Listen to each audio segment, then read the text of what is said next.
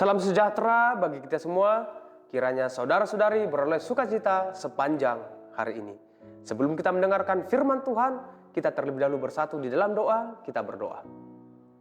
Segala puji dan hormat kami persembahkan kepadamu ya Allah Bapa, yang terus memelihara kehidupan kami, memberikan kami pada hari ini hari yang indah dan penuh sukacita. Kami mau bersekutu dengan firman-Mu. Kiranya berikan kami hikmat yang daripadamu, agar kami dapat mengerti, memahami, dan melakukan firman-Mu di dalam kehidupan kami dalam Kristus Yesus. Kami berdoa dan mengucap syukur. Amin. Saudara-saudara yang terkasih dalam Tuhan Yesus Kristus, renungan harian pada hari ini Jumat 19 April 2024 tertulis dalam Zakaria 8 ayat 13. Demikian bunyinya, saya akan bacakan untuk kita semua. Dan kalau dahulu kamu telah menjadi kutuk di antara bangsa-bangsa, hai kaum Yehuda dan kaum Israel, maka sekarang aku akan menyelamatkan kamu sehingga kamu menjadi berkat. Janganlah takut, kuatkanlah hatimu. Demikian pembacaan firman Tuhan. Saudara-saudara yang terkasih dalam Tuhan Yesus Kristus, pertobatan merupakan langkah awal untuk menerima hidup baru di dalam anugerah Tuhan. Dengan kuasa penebusannya, maka segala dosa masa lalu akan dihapuskannya serta memberikan masa depan yang baru. Memang benar bahwa Allah sanggup menghapus dosa masa lalu kita. Namun, kita tidak mampu menghapus apa yang sudah berlalu dalam kehidupan kita. Namun bukan berarti juga kita harus terikat dan berkubang dengan masa lalu kita. Ikatan terhadap masa lalu yang buruk memang harus kita tanggalkan dan lupakan. Mengapa?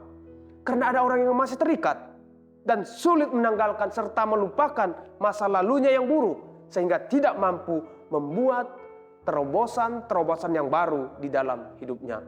Selalu dibayang-bayangi ketakutan akan masa lalunya, sehingga tidak mampu melangkah dalam kepastian menuju masa depan yang baru. Saudara-saudara yang terkasih dalam Tuhan Yesus Kristus, bangsa Israel sebagai bangsa pilihan Allah, oleh karena kejahatan, dosa, dan pelanggarannya, maka bangsa itu bukan lagi menjadi bangsa yang menjadi berkat bagi bangsa-bangsa lain. Sebaliknya justru menjadi kutuk di antara bangsa-bangsa lain. Tentu hal ini sangat menyakitkan bagi bangsa Israel.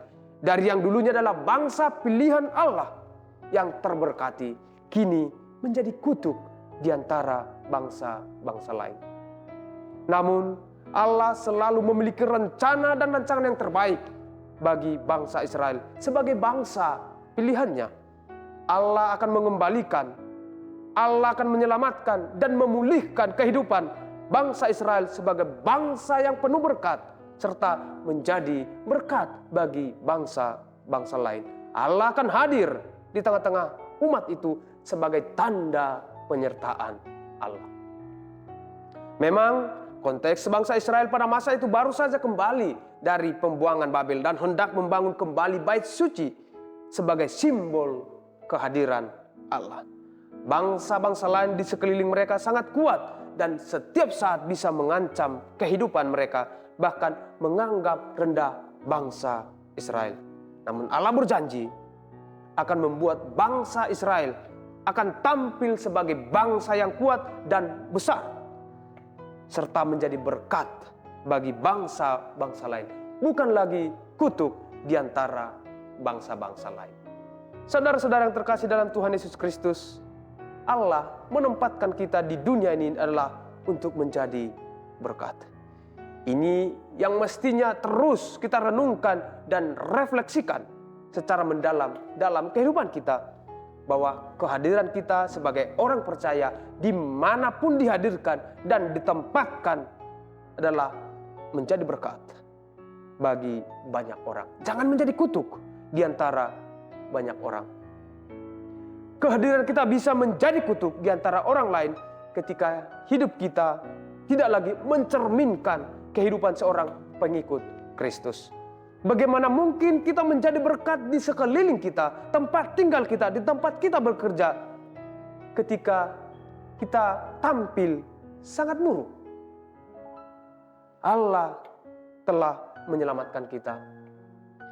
Allah telah merahmati kita dengan anugerahnya, maka hidup kita pun harus menjadi berkat dimanapun kita berada.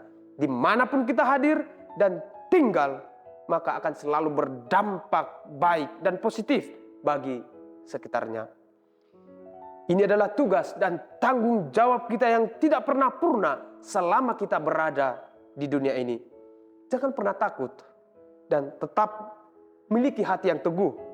Sebab Dia yang memanggil kita untuk menjadi berkat, maka Dia juga yang menguatkan dan memampukan kita di dalam kehidupan kita. Amin, kita berdoa. Terima kasih Tuhan untuk firman-Mu yang menyapa kami di hari ini. Biarlah Tuhan melalui firman-Mu kami semakin dikuatkan, diteguhkan dalam kehidupan kami untuk menjadi berkat.